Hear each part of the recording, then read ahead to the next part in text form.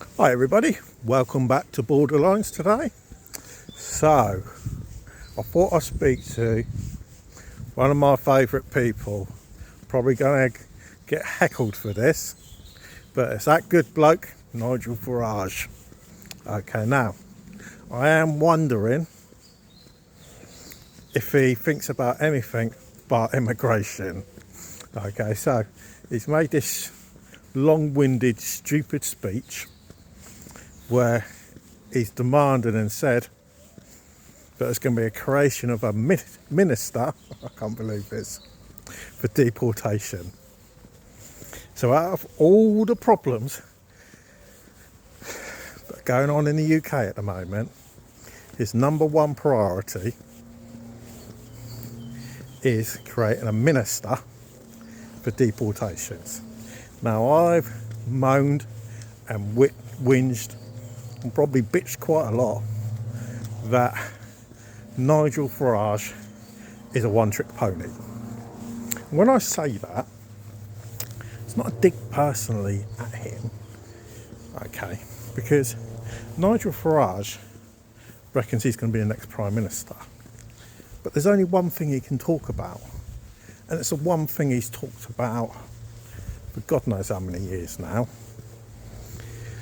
which is immigration and illegal immigration. Never speaks about legal immigration really.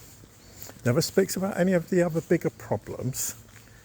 It's just that. Now, admittedly, he does have a couple of MPs, like Richard Tyers, who speak about the economy, all these types of things, fundamental, important things. So I do wonder if Nigel Farage could actually cope as the Prime Minister in the UK. And the reason for that is he doesn't speak about anything else.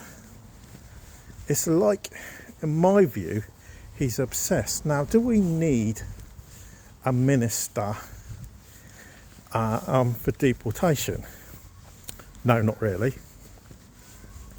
Because we're going to already have, if he became the next Prime Minister, that remit's going to come under somebody at the Home Office. Now, is there an argument, which is where he is going to be correct, but we need to increase the amount of people that are being deported from the UK that shouldn't be here? He's 100% correct. But where he is wrong, and it is basically a waste of time, is having a specific minister that's in charge of deportations.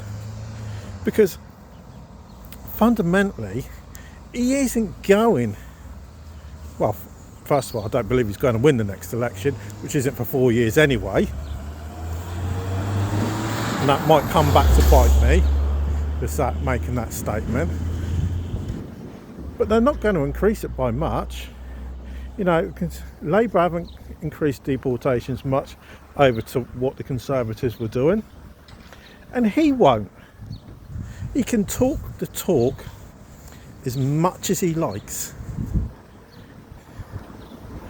But the reality is, he is never going to increase it. Now, if Nigel Farage can come up with a proper idea on how he can do that, and I don't know what that is, maybe going back to the way that the Conservatives wanted their Rwanda plan, anybody who comes illegally in, straight on a plane out to Rwanda, or whatever country, it doesn't have to be Rwanda, wouldn't entirely disagree with it. Whether you made it where they didn't have to travel all the way to the UK to apply for asylum, and it could be done in another country, whether it's in their own country and they go to the consulate and make an application, much more sensible idea, rather than them having to travel all the way to the UK, putting their lives at risk, trying to cross the English Channel, or if they're going on one of the ships you know, like one of P&O cross-channel ferries or whatever they're going to do, surely that's a more sensible idea. Because at the moment, there's no politician of any colour, when I say colour, I mean as in their rosette, you know, that has come up with a credible idea to resolve that.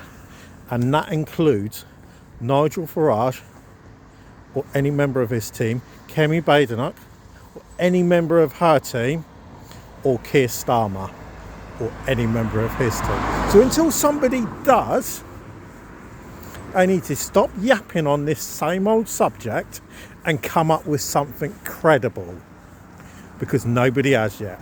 So let us know what you think they should realistically do, because saying coming out of the European Court of Human Rights is not an answer.